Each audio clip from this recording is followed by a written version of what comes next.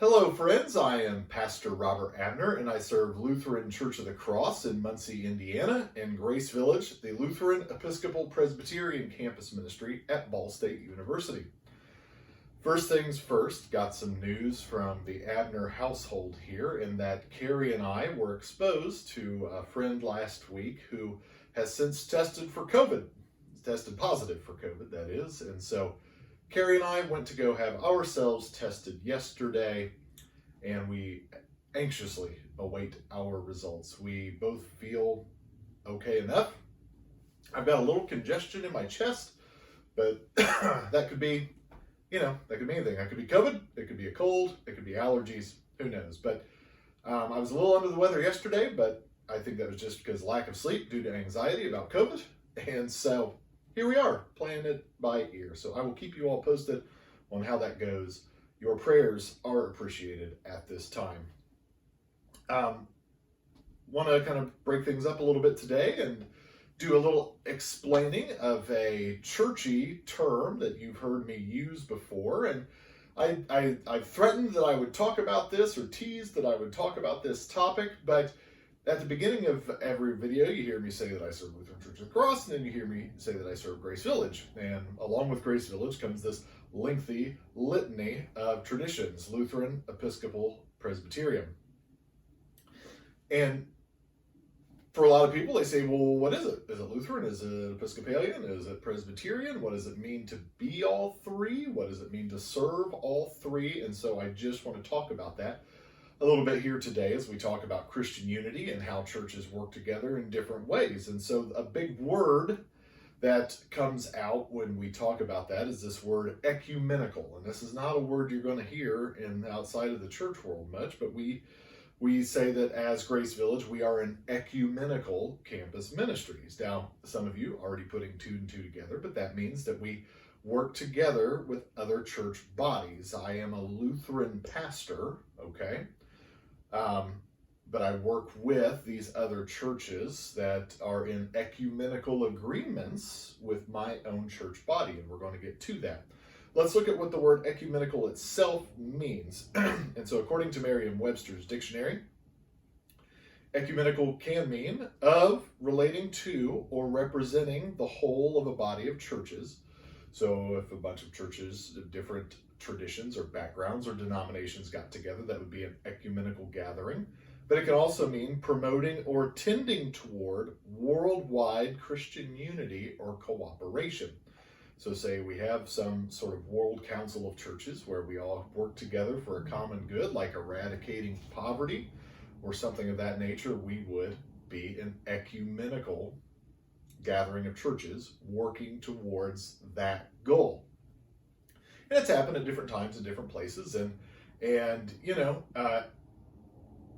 ecumenical thing can happen anywhere. So, for example, at my old church that I used to serve in Bryant, I used to work with the Wesleyan church in town. We would, with the pastor there, he and I would pull our churches together for community meals and other such projects. And so that was an ecumenical partnership of something we were trying to do for that community, even though our churches, the ELCA Lutheran Church and the Wesleyan Church, are not in a formal ecumenical partnership at a overhead level. I hope that makes sense. So you can work ecumenically with any church body, but you can also be in a formal, written, documented ecumenical partnership with a church body.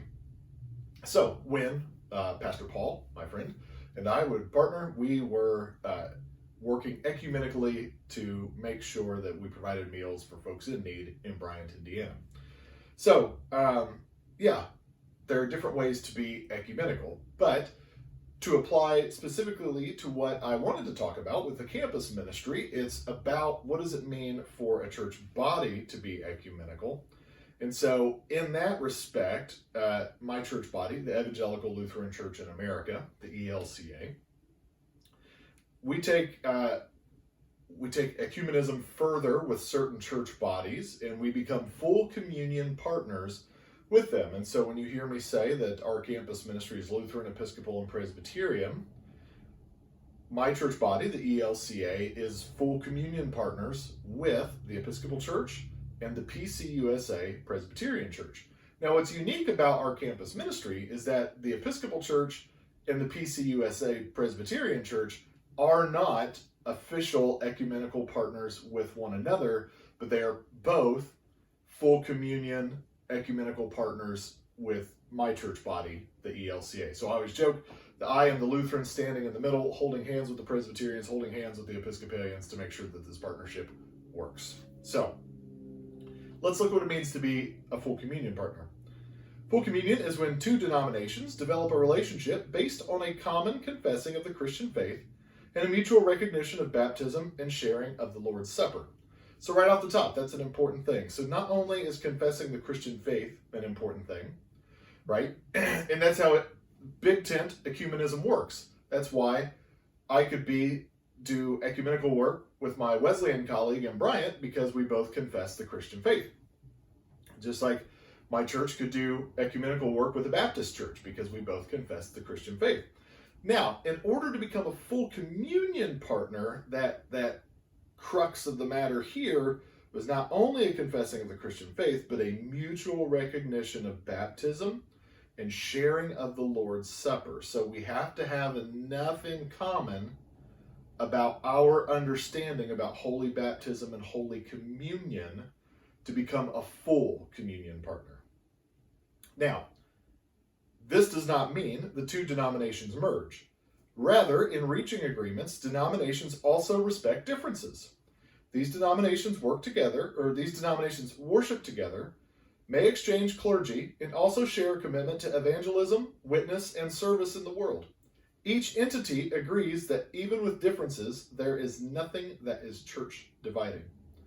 And so that's an important thing to bring up as we look at the campus ministry, in that our partnership with the Lutheran Church and the Episcopal Church, minor differences in our theology.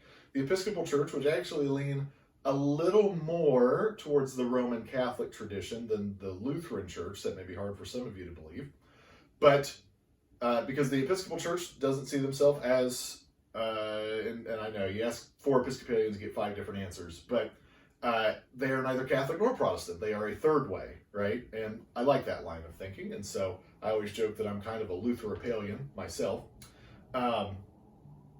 And so we do have some theological differences with the Episcopal Church, but then when it comes to the Presbyterian Church, as we said, we worship together and we observe that we each have our own differences, and we respect those differences. So when it comes to the Presbyterian Church, they're heavier on the teachings of Calvin, obviously more than the Lutheran Church is, because Lutheranism and Calvinism are 2 different tracks. But the thing is, between the Presbyterians and the Lutherans, we're about theologically 90% the same, theologically, except for maybe that small 10% of difference of how Luther would see something and how Calvin would see something. So that's also worth taking into consideration. So we respect that our Presbyterian colleagues have a Calvinist view of things, as they respect that we have a Lutheran view of things, and understanding that we meet 90% in the middle on everything else. A central document to Lutherans is the Augsburg Confession. Article 7 of the Augsburg Confession states that the true unity of the Church is present where the gospel is rightly preached and sacraments rightly administered. The ELCA is committed to this model of full communion as an authentic expression of Christian unity. So notice the language there. The true unity of the Church is present where the gospel is rightly preached, so there has to be a theological agreement on a lot of things. And sacraments rightly administered. Okay?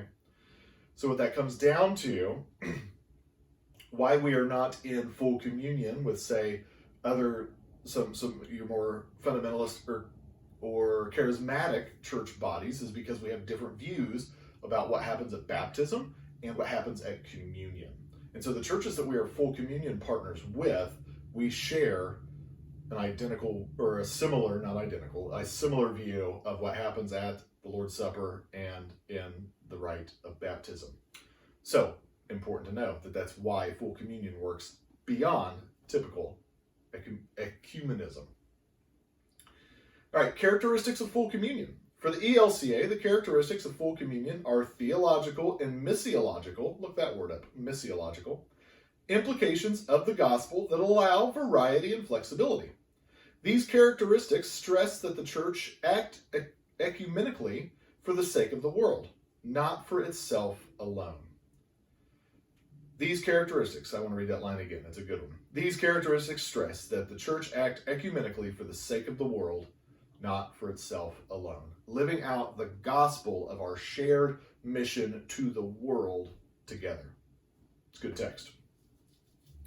They will include at least the following, some of which exist at earlier stages.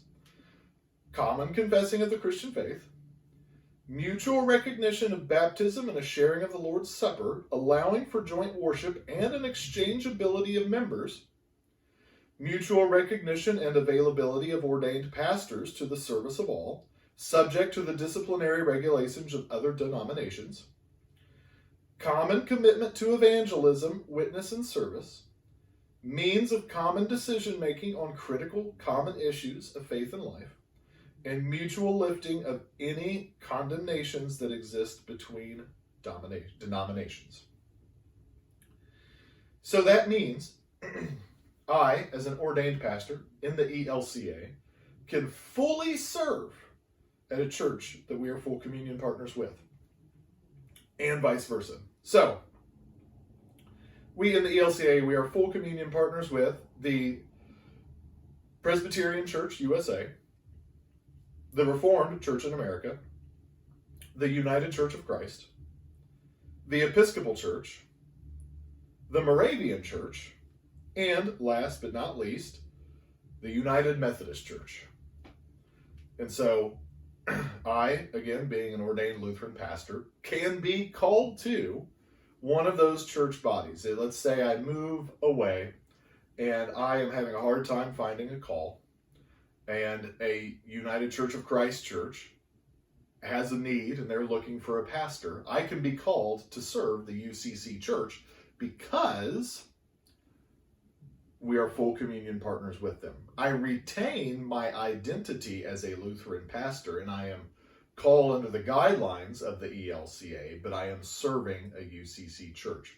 I have Lutheran friends who are serving Episcopal churches. I myself have filled in at the local Episcopal church on many occasions, especially for their Thursday Eucharist service, and I have a good relationship and working partnership with them. The campus ministry lives at First Presbyterian Church here in town, and I've led, preached, and presided over communion at the Presbyterian Church. And so we have this interchangeability, understanding that we have way more in common than we do different. And wouldn't it just be nice if we all recognized more often that we have way more in common than we do different? And so, as you can imagine, there are some people who don't like ecumenism. Whatever. It is what it is. Some people feel that we give away a little bit of ourselves to become ecumenical partners with others. And again, I say, are we doing this in the spirit of Christ, or are we being finicky because we want to stay too strong to our traditions rather than a spirit of unity that is led by the gospel? I don't want to go down that road. I've already spoken enough on this video today, but I like ecumenism. I think it's a good thing as long as we adhere to maintaining our own traditions, respecting one another's traditions, but at the heart of it all, making sure that we overcome our differences for the sake of the gospel and the world that we serve on behalf of the gospel. So, my friends, I hope you're all doing well. Please hold my wife and I in your prayers as we await these COVID test results, and take care of yourselves and one another. Wash your hands, wear your masks, and may the Lord bless you and keep you until we gather again. Amen.